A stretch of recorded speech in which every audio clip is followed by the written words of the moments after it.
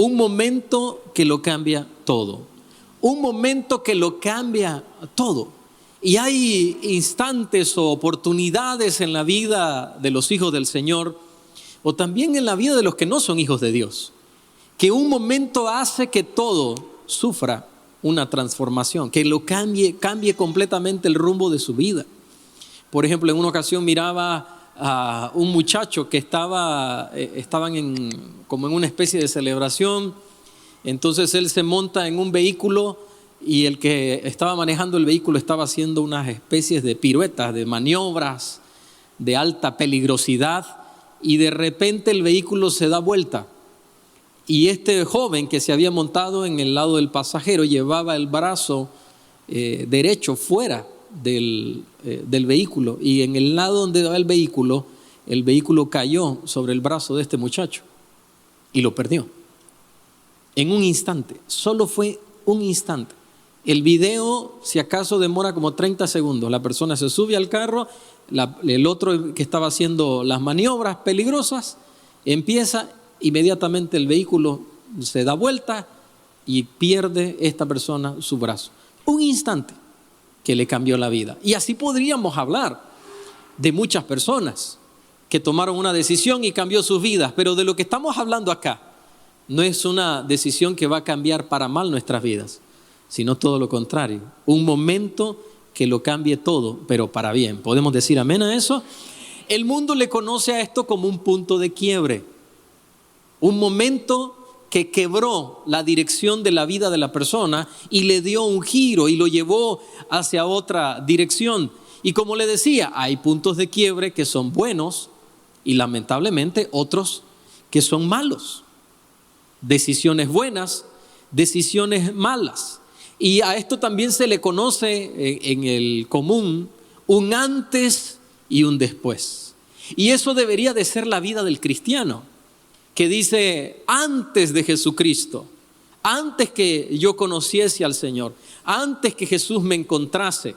Por eso la Sagrada Escritura nos dice que si alguno está en Cristo, nueva criatura es. Las cosas viejas pasaron y aquí todas son hechas nuevas. Precisamente por eso, un antes y un después.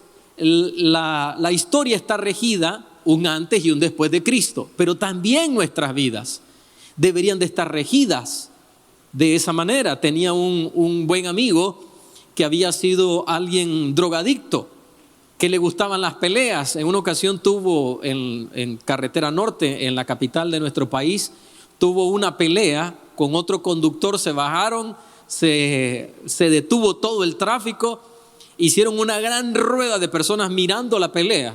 La pelea duró como 10 minutos, esos dos se dieron hasta que ya uno no pudo más. Mi amigo se fracturó una mano después de un golpe que le había dado.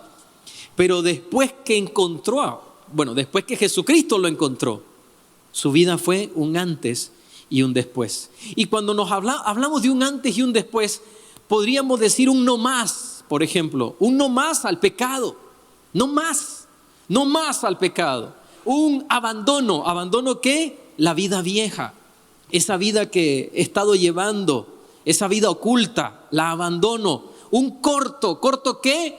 Toda relación que está trayendo maldición sobre mi vida. Podríamos decir un cierro también.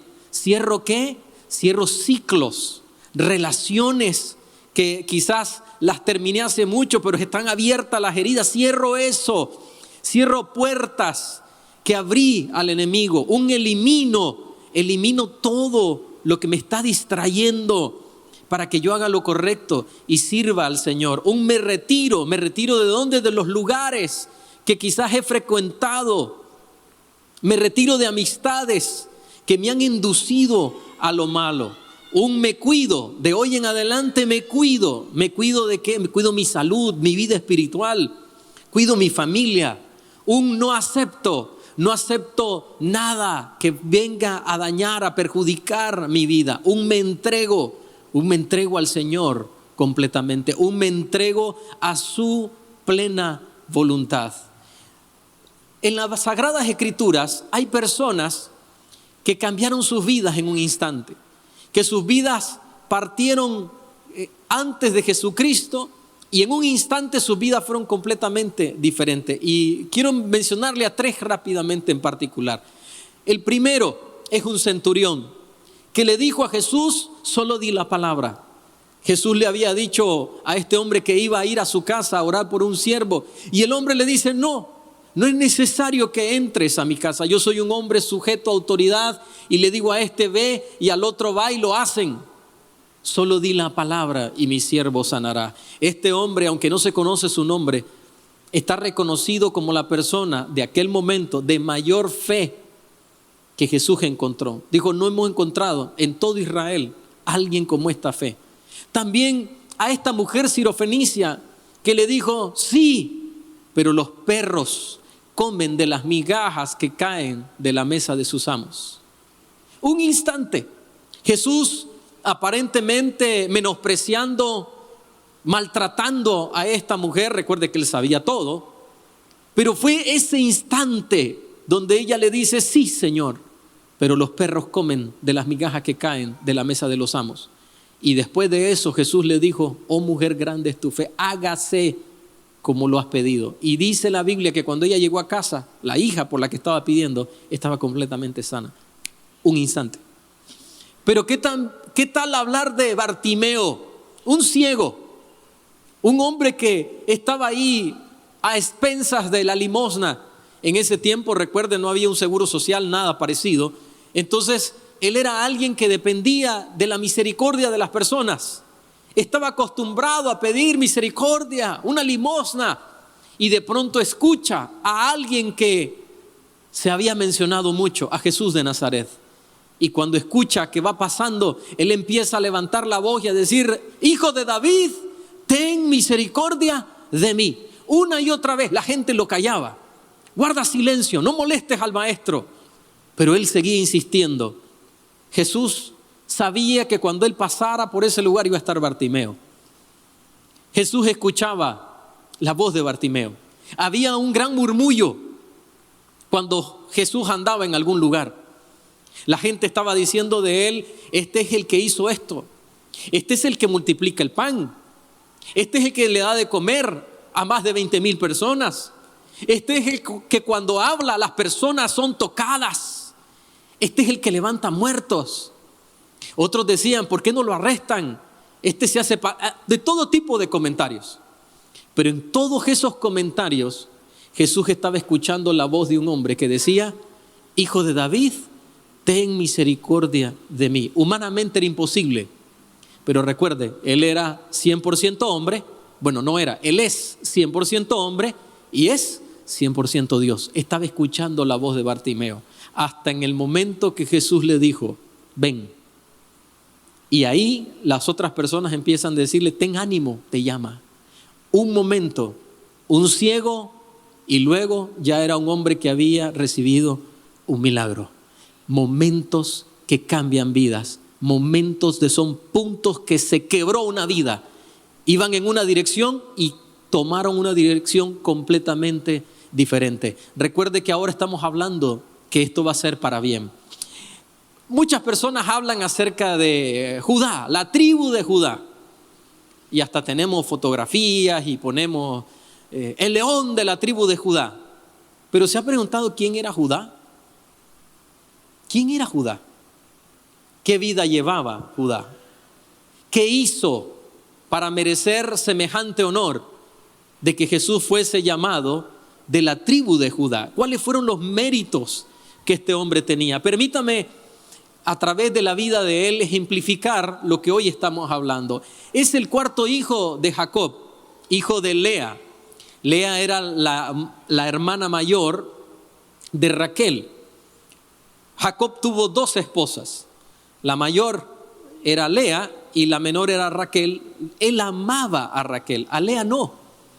Le tenía cariño, pero no era ese amor de hombre.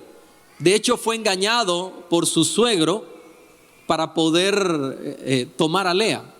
Le dijo que era Raquel y no era Raquel. Entonces, él fue en un sentido estafado. Y ahí se encuentra esta pobre mujer. Y ella da a luz 4 hijos. El significado del nombre de Judá significa alabaré a Jehová. La palabra, si uno la escucha en hebreo, suena como alabar. ¿Por qué significa eso? Porque había tenido 3 hijos, Lea. Raquel no podía concebir, no podía salir embarazada. Y cada vez que Lea daba a luz un hijo, decía, ahora sí me va a amar mi esposo. Pero en esta ocasión, ya marcado por la presencia del Señor, no se le pone un nombre para halagar a su esposo, se le pone un nombre para alabar a Dios. Esta mujer, la mamá de él, era una madre despreciada. Entonces él era hijo de un desprecio, porque aparentemente Jacob no tenía aprecio por los hijos de Lea. Y eso hizo que fuese un resentido en contra de su padre. Y cuando finalmente Raquel da a luz un hijo, se llama José, también adquiere un resentimiento en contra de su hermano menor de aquel momento, su hermano José. Y ahora vamos a ir al libro de Génesis, el capítulo 37. Y aquí nos vamos a encontrar en un relato. Este capítulo relata cuando José fue vendido. Varios de los hermanos querían matarlo. Pero mire lo que aparece en la escena Judá. Judá dijo, el versículo 26, ¿qué provecho hay en que matemos a nuestro hermano?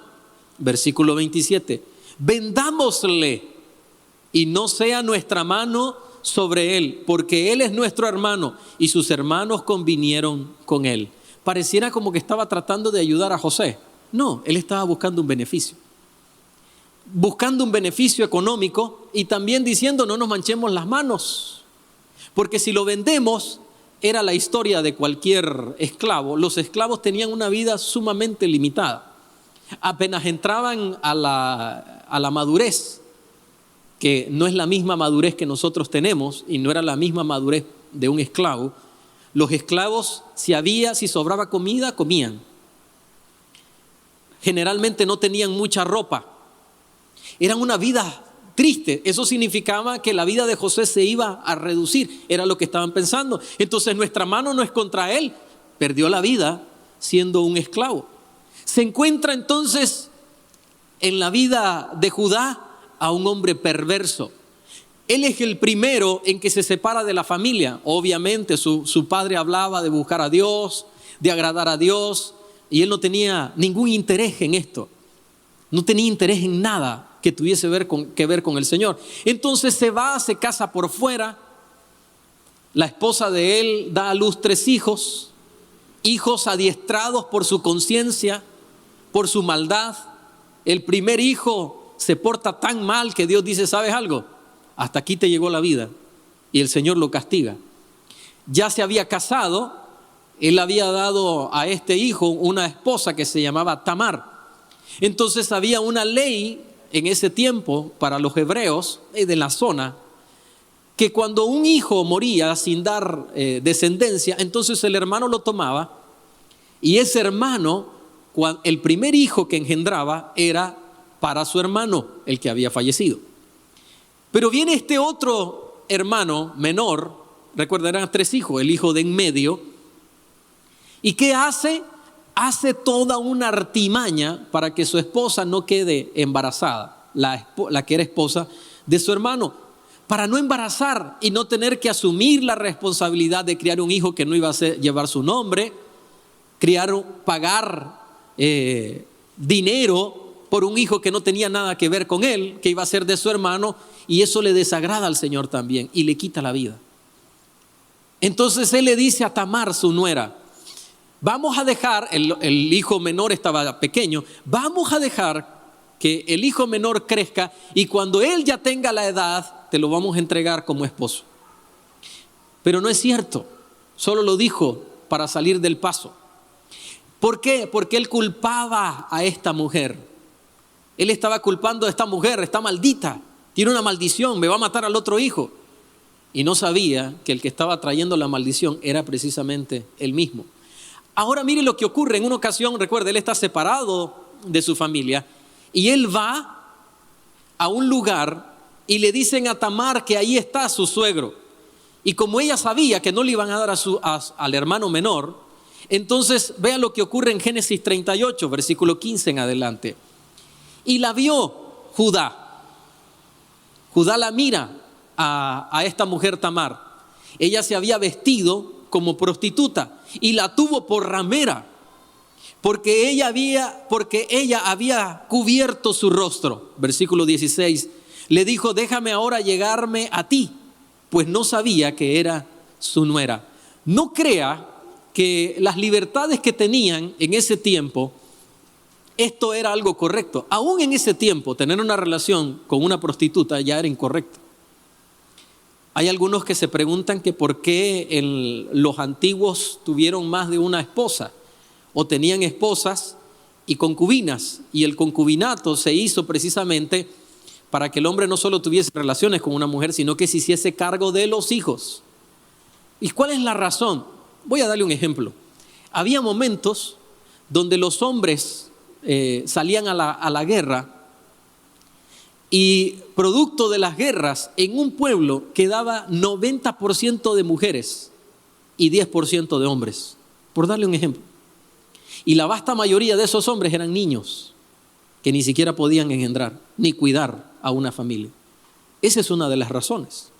Pero cuando Jesús vino a esta tierra nos dejó claro que eso se acabó, porque en el principio varón y hembra los creó. Así que aquellos que tienen una idea, esa es la razón. Y en este tiempo, visitar también prostíbulos ya era mal visto. No crea que él estaba haciendo algo que era común, no, todo lo contrario. Pero ¿qué ocurre? Esta mujer, Tamar, queda embarazada de su suegro. De hecho, dio a luz gemelos. Y de ahí nace, de esta descendencia es que viene nuestro Señor Jesucristo. Y vaya conmigo a Génesis 38, versículo 24.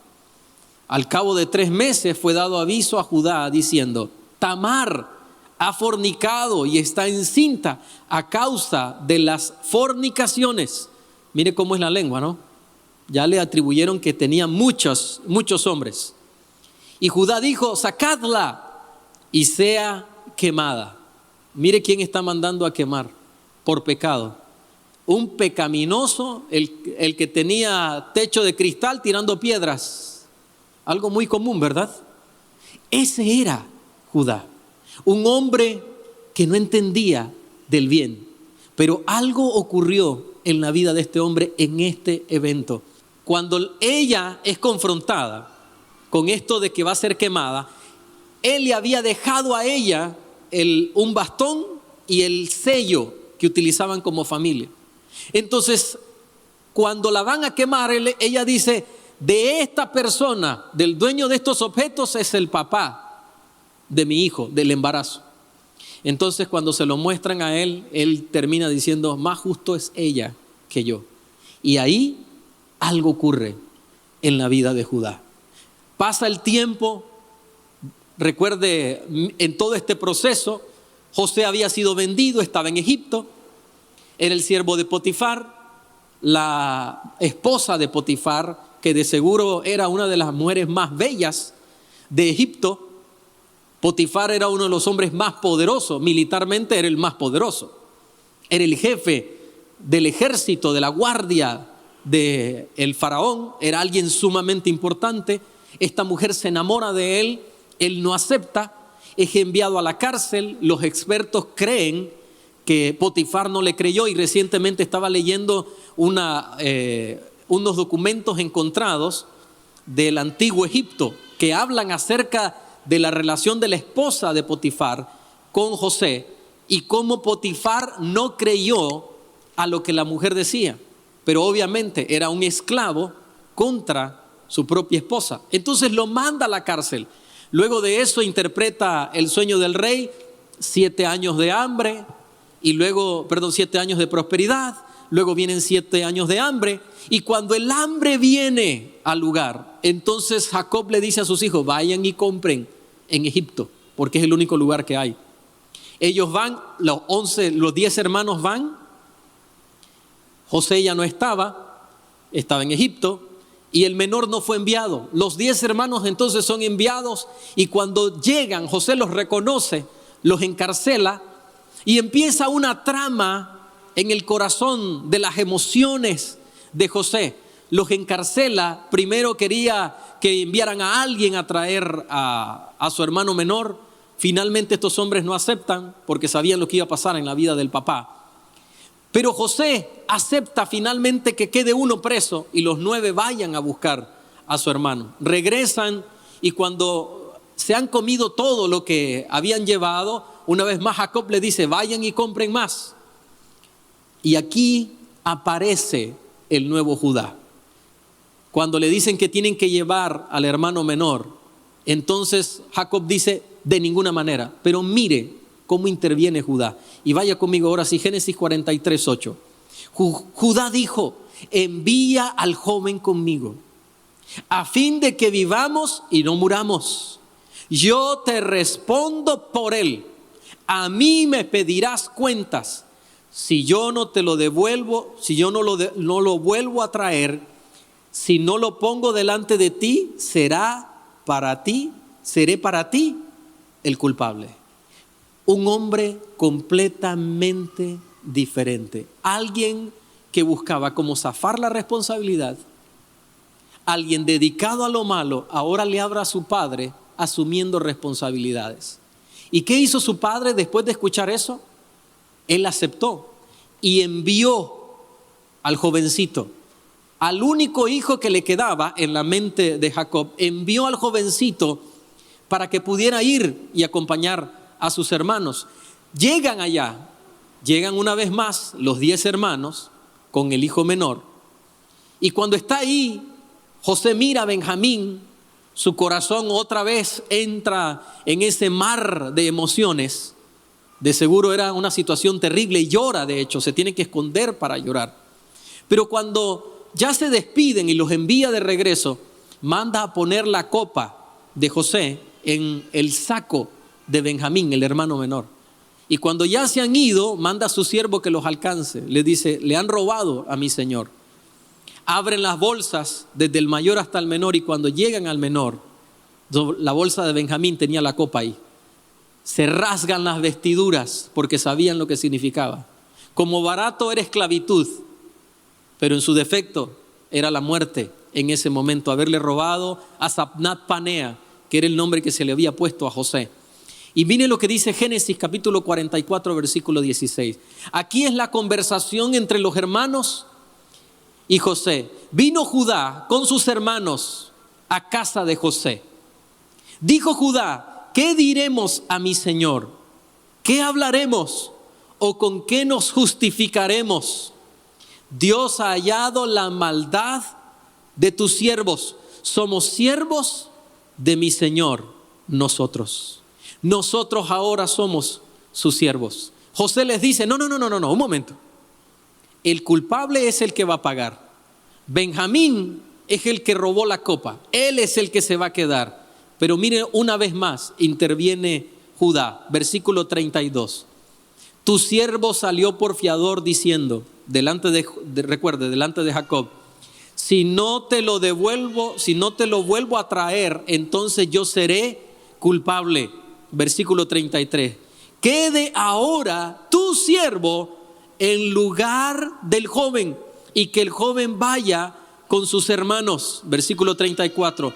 ¿Cómo volveré yo a mi padre sin el joven? No podré, por no ver el mal que sobrevendrá a mi padre. Qué diferencia, ¿verdad? Un hombre sin vergüenza, malvado, aprovechador, ahora es un hombre que está ofreciendo su propia vida por la vida de su hermano. Alguien que no quiso que matasen a José para no tener sangre en sus manos y sacar algún provecho, ahora está ofreciendo su propia vida para un cambio. Hubieron eventos entonces en la vida de Judá que le hicieron ir en otra dirección. Y de seguro el día de hoy, este es un evento que puede hacer que su vida vaya en una dirección completamente diferente. Sea que esté aquí, sea que nos esté viendo, que nos esté escuchando, puede ser este evento en su vida, el cual usted dice, se acabó este estilo de vida. Como me imagino que ocurrió en la vida de Judá, donde él dijo, se acabó.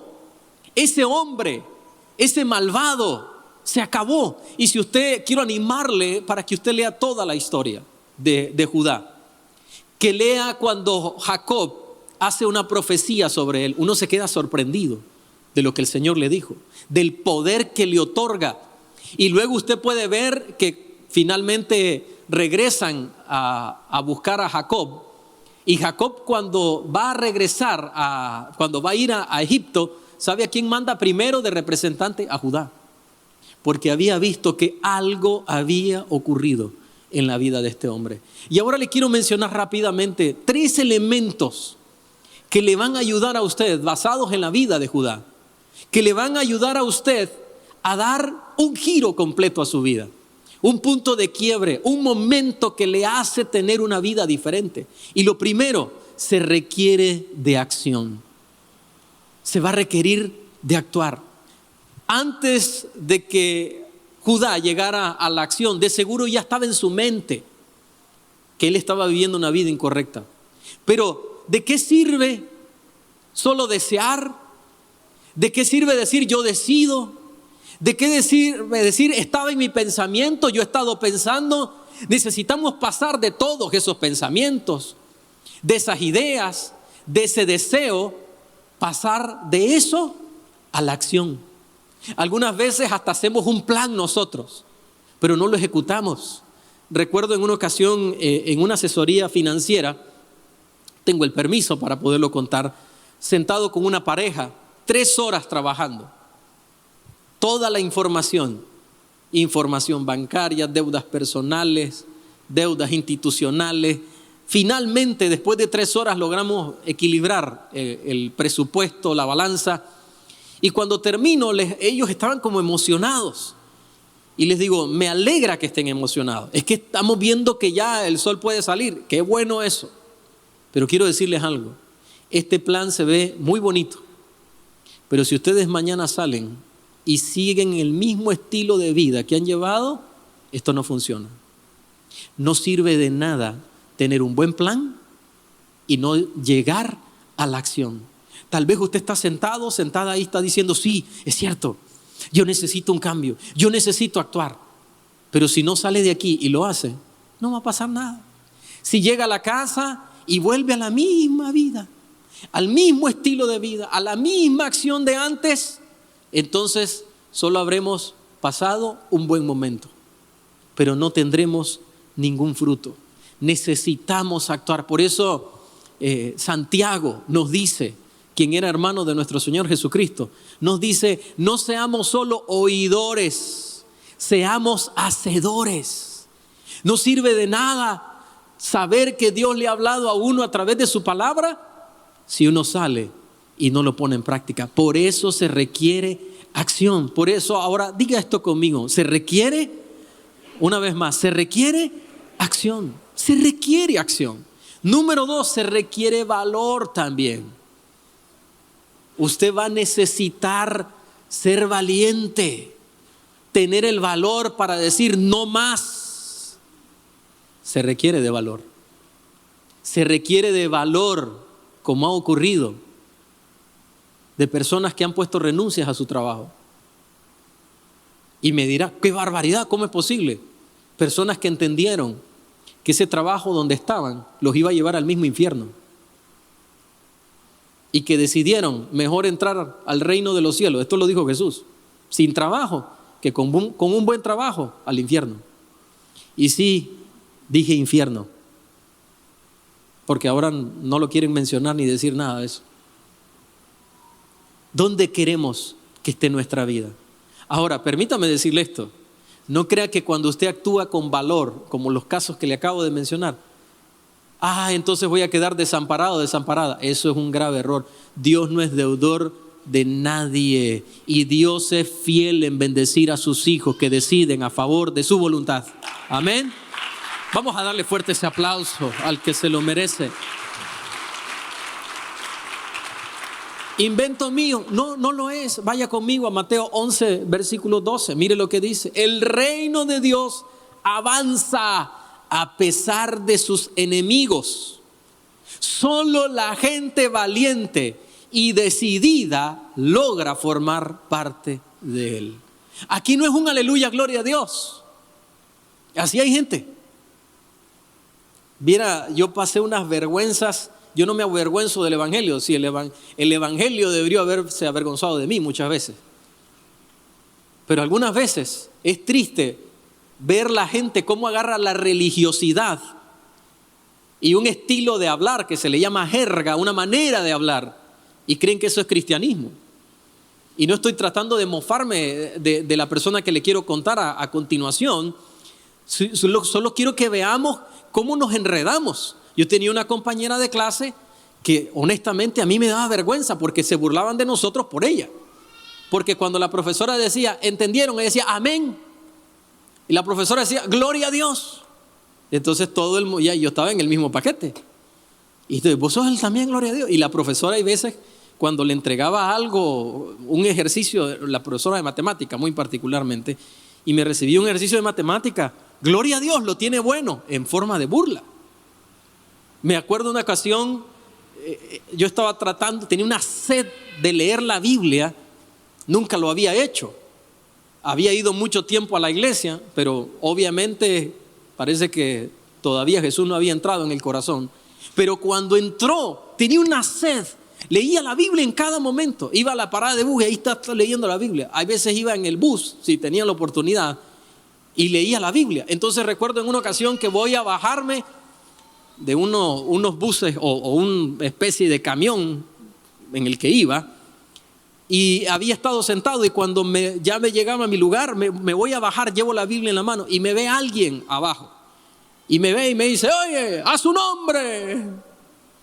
Y yo lo vuelvo a ver, Gloria. Y a sus hijos, Victoria. Porque a veces estamos creyendo que eso es cristianismo. No, queridos hermanos, cristianismo es actuar y tener el valor de decir no más a la vida vieja. Ese es cristianismo. Es rechazar lo que te está destruyendo, rechazar lo que viene a destruir a tu familia. No va a ser fácil. Yo no estoy diciendo eso. No es sencillo, pero son pasos que requieren valor para decir no acepto el soborno, no acepto lo que me estás proponiendo, no voy por ahí más. Se requiere de valor. Tengo la memoria de un hombre que ni siquiera pudo aguantarse. Se estaba hablando acerca de este tema y no pudo ni aguantarse más. Y se salió. Nosotros lo mirábamos hablar ahí, escuchar lo que decía, diciéndole a la persona con la que tenía la relación, no puedo más, no me busques, no me llames, esto se terminó. Y le decía, y perdóname por el mal que te he hecho de daño, te he sido un sinvergüenza, un deshonesto, un hipócrita. Vengo a la iglesia y estoy metido contigo, fallándole a mi esposa. El hombre asumiendo la responsabilidad. Y cuando cuelga el teléfono estaba llorando. Pero se necesita valor para hacer eso. Y necesitamos hijos, hijas de Dios, que sean valientes para obedecerle al Señor. Porque de ellos es el reino de los cielos. ¿Decimos amén a eso? De los valientes es el reino de los cielos.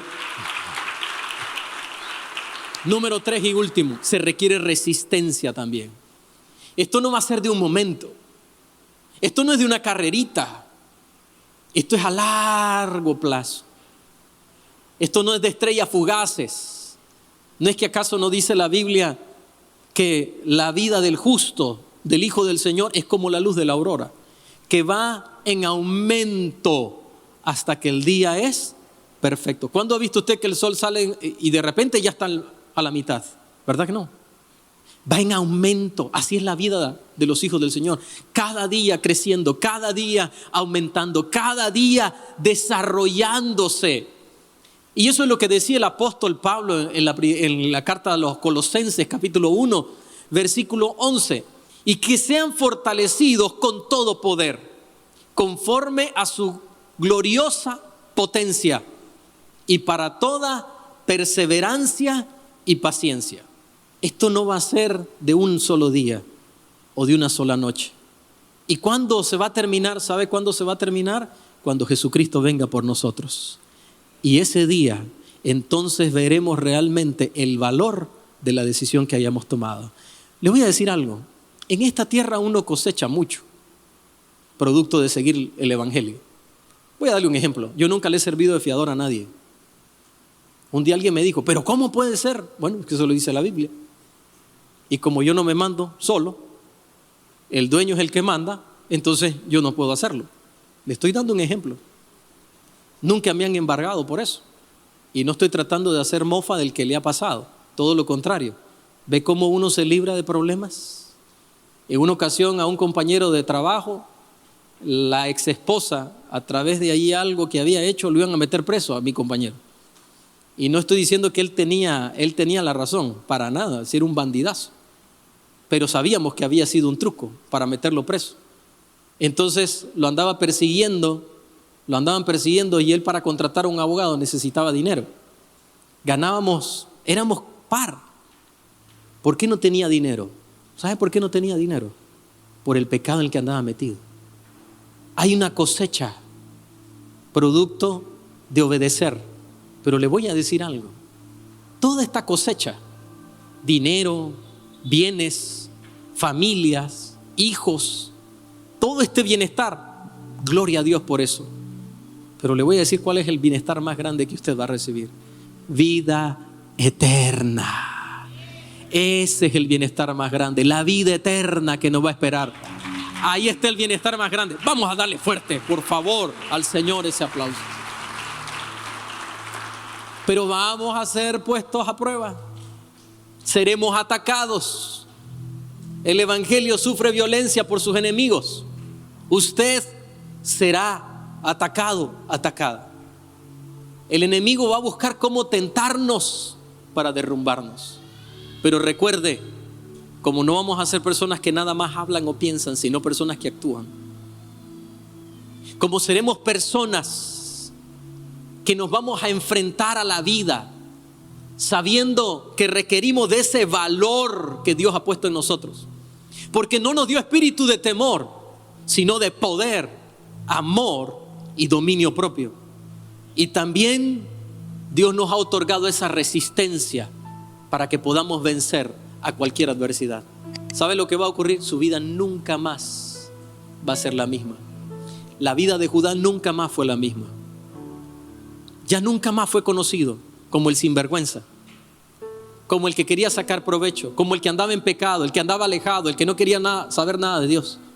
Ahora, literalmente, se convirtió en el hermano mayor, ese hombre.